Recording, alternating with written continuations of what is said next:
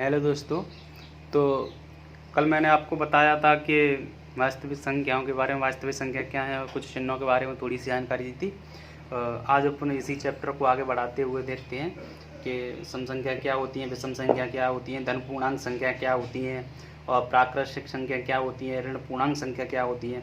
ये सब आपको पता होना चाहिए, ठीक है। तो सबसे पहले आप दोस्तों सम संख्या क्या है। तो सम संख्या वे संख्याएं होती हैं जिनमें दो का भाग पूर्णतः चला जाता है, ठीक है, शेषफल 0 बचता है, उन्हें कहते हैं सम संख्या। जैसे 2, 4, 6, 8, 10 डॉट डॉट डॉट इनफाइनाइटी, ठीक है। उसके बाद नंबर आता है विषम संख्या।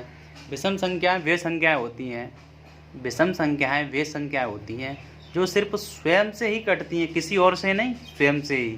उन्हें हम विषम संख्या कहते हैं। जैसे 1, 3, 5, 7, 11, 13 डॉट डॉट डॉट इनफाइनाइटी, ठीक है दोस्तों।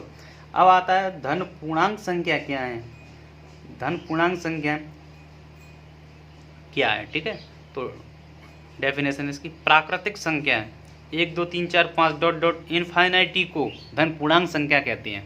मतलब प्राकृतिक संख्या होती है ना, उन्हें ही हम धन पूर्णांक संख्या कहते हैं। और प्राकृत संख्या क्या होती है, देखो इसे यहाँ पर लिखा है प्राकृत संख्या 1, 2, 3, 4 डॉट डॉट डॉट इनफाइनाइटी तक, इन सबको प्राकृत संख्या कहते हैं। और इन्हीं को धन संख्याएं या धन पूर्णांक संख्या कहते हैं।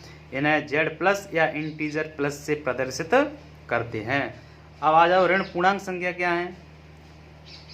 यदि प्राकृतिक संख्याओं में माइनस लगा दिया जाए, जैसे -1, -2, -3, -4 डॉट डॉट माइनस मतलब इनफाइनाइटी तक, तो इनको ही कहते हैं ऋण पूर्णांक संख्या, ठीक है दोस्तों। तो सम संख्या क्या है, विषम संख्या क्या है, धन पूर्णांक संख्या क्या है, ऋण पूर्णांक संख्या क्या है। यदि आपसे कोई कह दे कि धन सम पूर्णांक संख्या क्या है, धन सम पूर्णांक संख्या क्या है, तो सबसे पहले आपको धन पूर्णांक संख्या देखनी है। धन की बोल रहा है तो धन पूर्णांक संख्या देखनी है कौन सी होती है। धन पूर्णांक संख्या 1, 2, 3, 4, 5, 6, 7 डॉट डॉट डॉट इनफाइनाइटी तक होती है, ठीक है।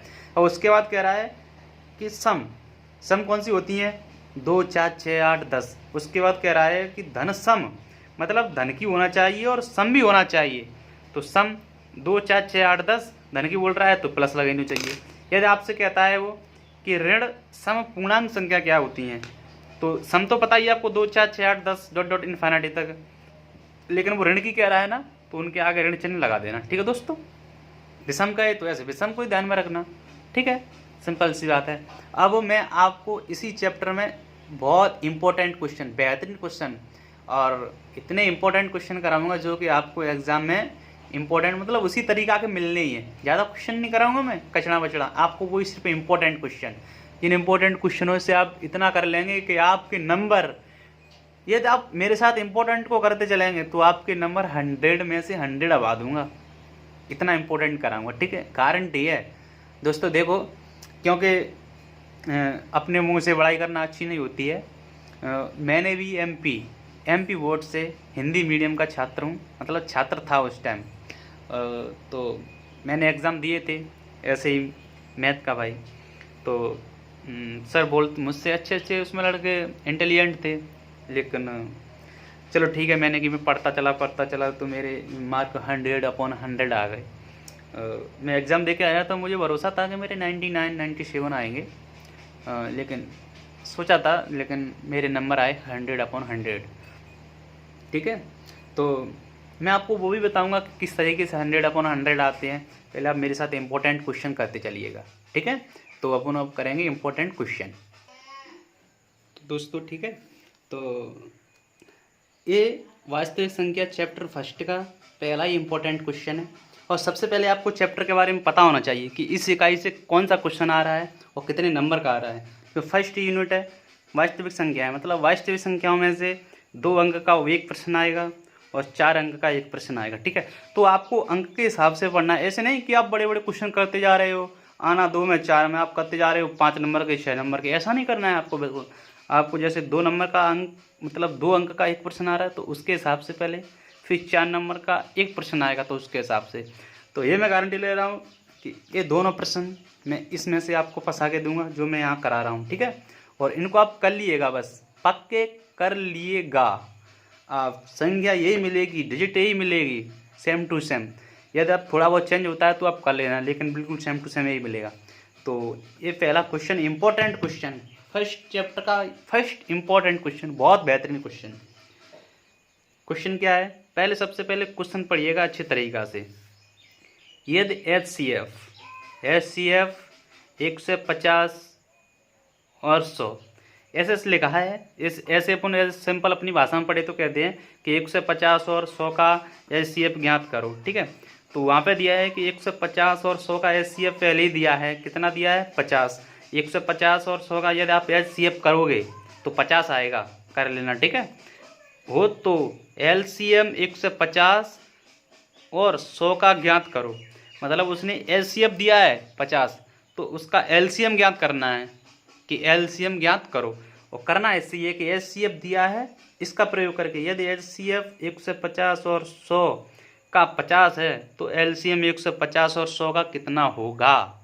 तो सबसे पहले दोस्तों जो सूत्र बता रहा हूँ मैं यहाँ पे, ठीक है, ये सूत्र हम जानते हैं, हम जानते हैं किन्हीं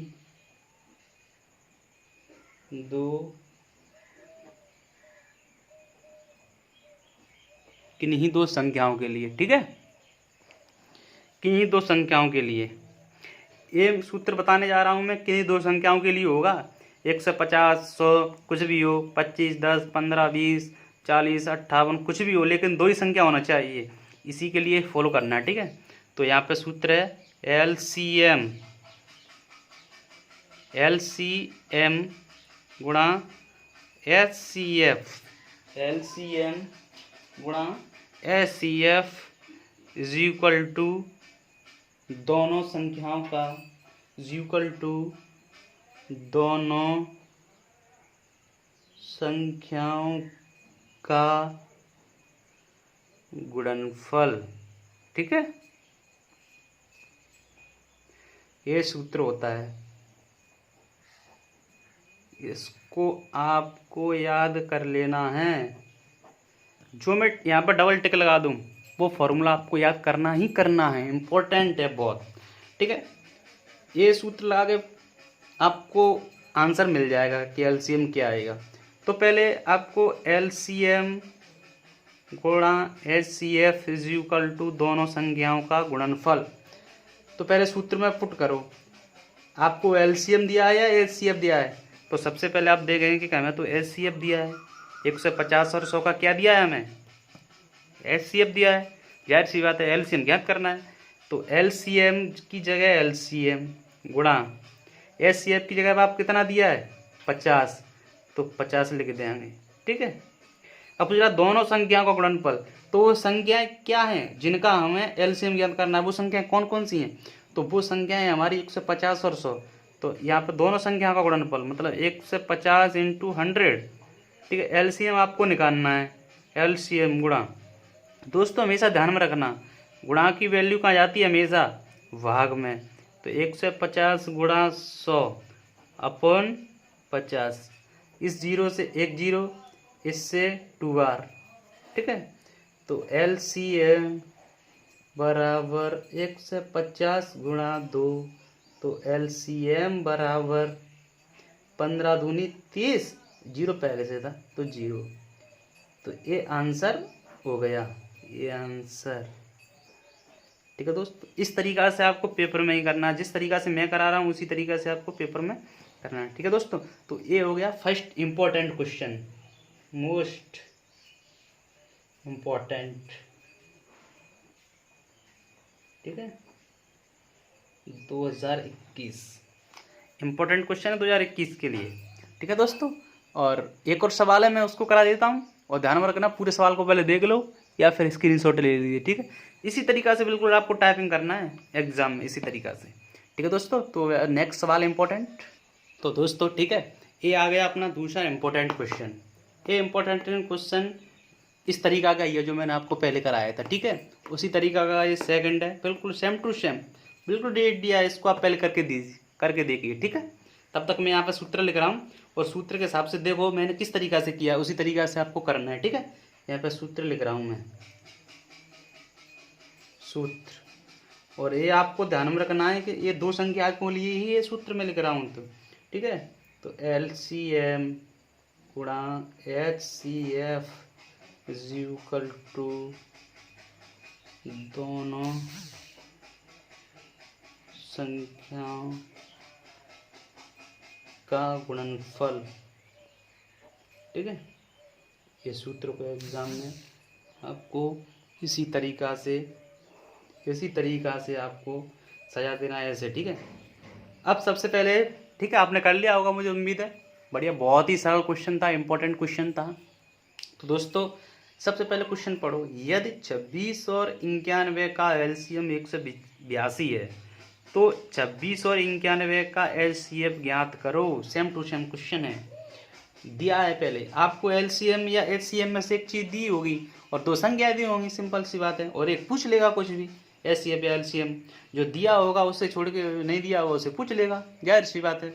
तो यहाँ पे पुट करो, इसमें क्या दिया है, LCM दिया है, तो LCM की जगह पर रखो 182 गुणा HCF आपको पूछ रहा है ज्ञात करने की, यहाँ पे लिखा है ना ज्ञात करना, तो ज्ञात करना बराबर दोनों संख्या, कौन सी संख्या जिनका हमें HCF ज्ञात करना है, 26 91, 26 गुणित 91, तो HCF इज इक्वल टू, गुणा की वैल्यू कहाँ जाती है, भाग में मैंने आपको बताया था, 8 में 182, इसको काट दीजिएगा, पहले कट रही है किसी से, बताओ किसी से कट रही हो तो।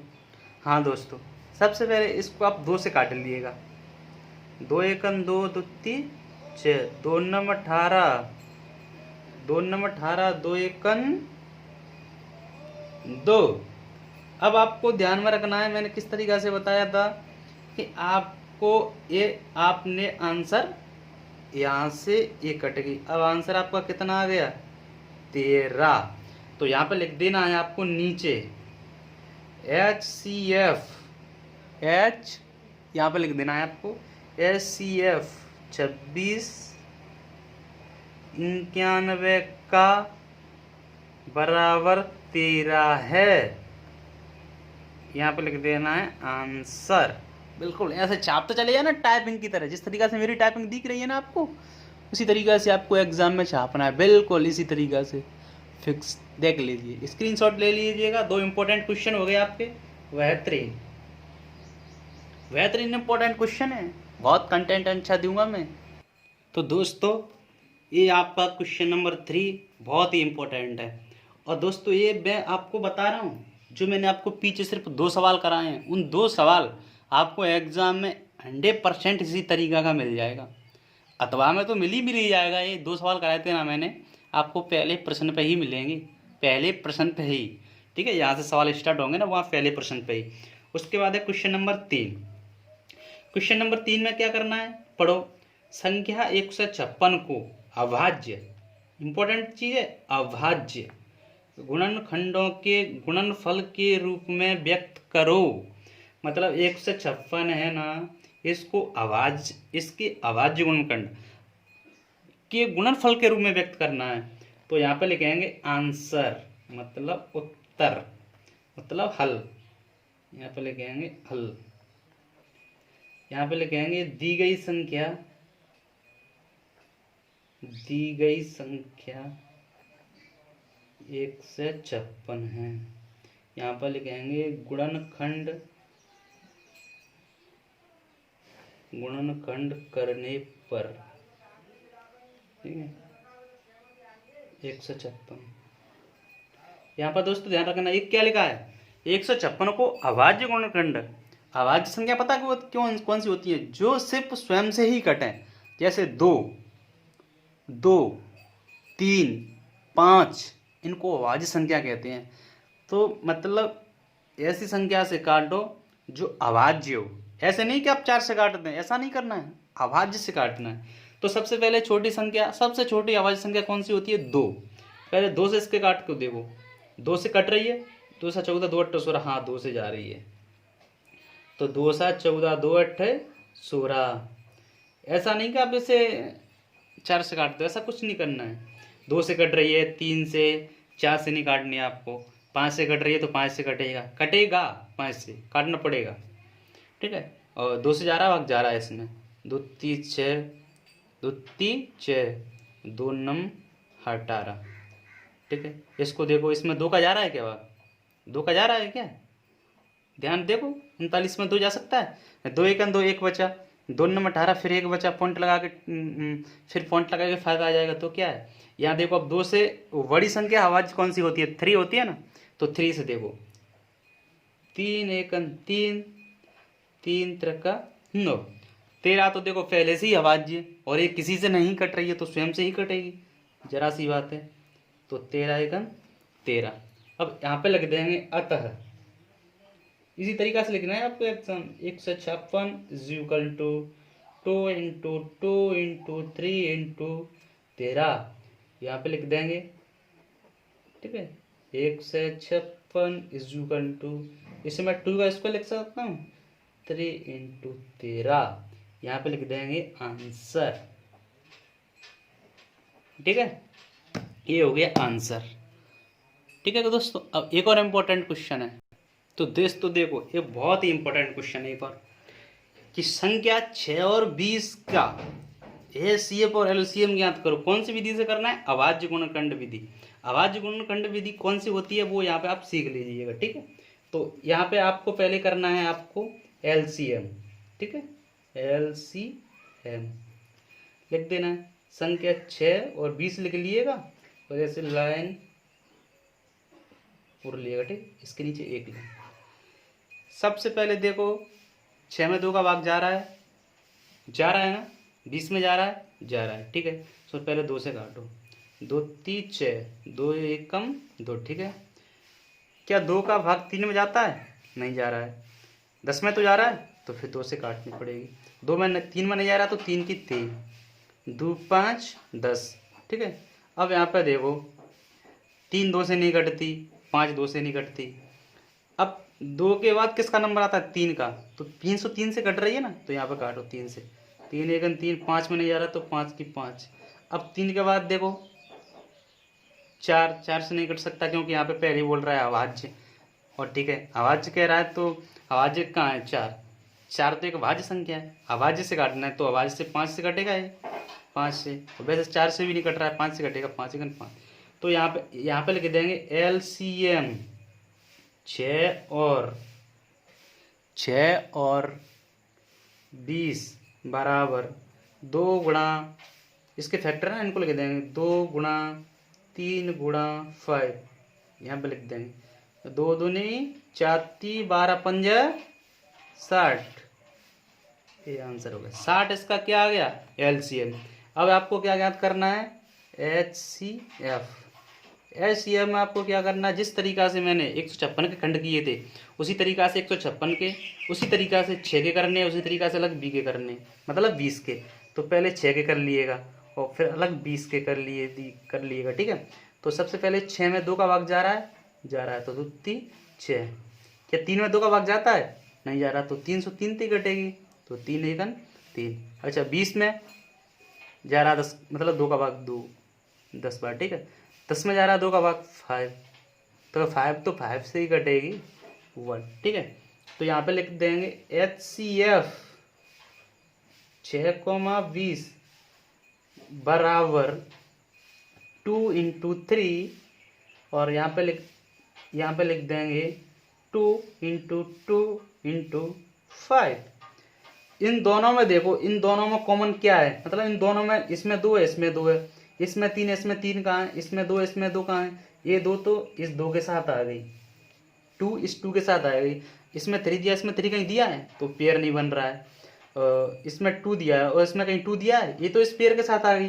तो इस पेयर में से एक लेते हैं, तो बराबर ये 2 का पेयर है, तो 2 के पेयर में से एक बाहर ले लेते हैं, 2 तो यही आंसर हो गया दोस्तों, ठीक है।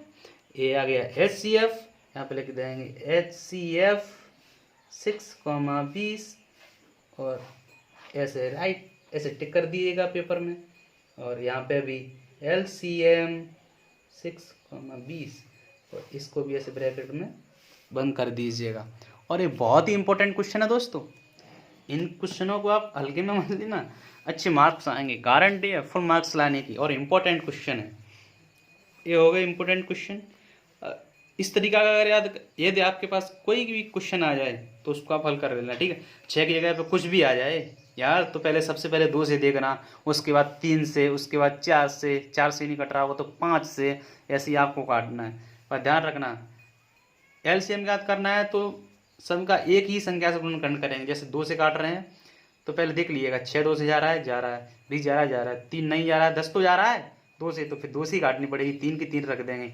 और यहाँ पे तो अलग अलग करते हैं, 6 में 2 का बारह रहेगा, 2 3 6, 3 1 3। यहाँ पर अलग अलग करते हैं, HCF में खंड अलग अलग करते हैं, और इससे HCF इन दोनों के खंड एक ही होते हैं। जैसे 6 और 2 का गुण, 6 और 20 का गुण मतलब खंड 2 है, और यहाँ पे 6 का ही 2 है अलग, और 3 का मतलब ऐसे अलग होते हैं। 20 का 2 है, 10 का 2 है, 5 का 1 है, मतलब उस इसके अकेले के खंड है, इसके अकेले के, और इन दोनों के खंड ये हैं, ठीक है, ये दिए थे, इसके अलग है, इसके अलग है, इसलिए एलसीएफ को अलग अलग करते हैं, एलसीएम को साथ में रख के करते हैं, ठीक है दोस्तों। अब आपको ये इंपॉर्टेंट क्वेश्चन हो गए। अगर इस तरीका का यदि कोई भी सवाल आता है तो एग्जाम में आपसे छूटना नहीं चाहिए दोस्तों, ठीक है। एक छोटी सी जानकारी है, वो यहाँ पे नोट डाउन कर लें आप। यहाँ पे एक खाली ब्लैंक रहा है, ठीक है, यहाँ पे लिख दें नोट, नोट लगा के लिख दें। एक और बात, वाज्य संख्याएं कौन सी होती हैं और अवाज्य संख्याएं, ठीक है। अवाज्य संख्या स्टार्ट होती हैं 2 से, 2 3 5 डॉट डॉट डॉट डॉट चलती जाती प्रक्रिया। और भाज्य संख्याएं 4 से स्टार्ट होती है, 4 6 8 डॉट डॉट डॉट डॉट चलती जाती प्रक्रिया से, ठीक है। तो यदि आपसे कोई बोलता है कि अवाज्य सबसे मतलब सबसे छोटी अवाज्य संख्या कौन सी है, तो आपको बोलना है 2, और वो पूछता है कि सबसे छोटी भाज्य संख्या कौन सी है, तो आपको कहना है 4, ठीक है दोस्तों। इन दोनों बातों को ध्यान में रखना। अब वो कह रहा है, कोई बोलता है अवाज्य गुणनखंड, मतलब अवाज्य खंड क्या होना चाहिए, 2 3 5 7 11 ऐसे ही खंड होना चाहिए, ठीक है। भाज्य होता है तो 4 6 8 इनसे कटना चाहिए संख्या, ठीक है। अगर एग्जाम में आपसे कहता है अवाज्य से काटना है, अवाज्य गुणनखंड से, तो अवाज्य से 2 से 3 से 5 से 7 से, मतलब जो संख्या स्वयं से ही कटे उसी से ही काटना है। ऐसा नहीं कि आप 4 से काट देंगे, ऐसा नहीं करना है उसमें, ठीक है दोस्तों। पहले सबसे पहले आपको याद करना है भाज्य क्या होती है, अवाज्य क्या होती है, तो इनको पहले याद कर लें। और इसके बाद आज के लिए इतना ही काफ़ी है। इन सभी सवालों को आप एक साइड से बढ़िया रफ में टाइप कर लीजिएगा, और इस तरीका के यदि कोई भी सवाल आते हैं तो आप हर करने में आपको बहुत आसानी होगी। इसके बाद दोस्तों 2 नंबर के प्रश्न आएंगे। एक प्रश्न आना है वो जो मैंने अभी तक 4 प्रश्न कराए हैं, इसी में से इसी तरीका का एक सवाल 100% आपको 2 नंबर का मिल जाएगा, आपका बाहर नहीं जाएगा। कल दोस्तों अपन करेंगे एक 4 नंबर का क्वेश्चन जो 100% सिर्फ एक क्वेश्चन और 4 नंबर, एक ही क्वेश्चन कराऊंगा 4 नंबर का, वही एग्जाम में आएगा, ठीक है दोस्तों। तो यदि आपको मेरी यदि ये वीडियो पसंद आए तो सब्सक्राइब करें चैनल को, ठीक है दोस्तों। और मैं आपको बहुत इम्पोर्टेंट एग्ज़ाम के टाइम में तो मैं आपको इतना ही कंटेंट दे दूंगा कि आपके मार्क्स 100/100 आने ही हैं, ठीक है दोस्तों। 100% गारंटी है सफलता की, ठीक है दोस्तों। तो यदि आपने अभी तक मेरे चैनल को सब्सक्राइब नहीं किया हो तो उसे सब्सक्राइब कर लें और बेल आइकन की घंटी को दबा लें। Thank for watching, keep support and keep loving.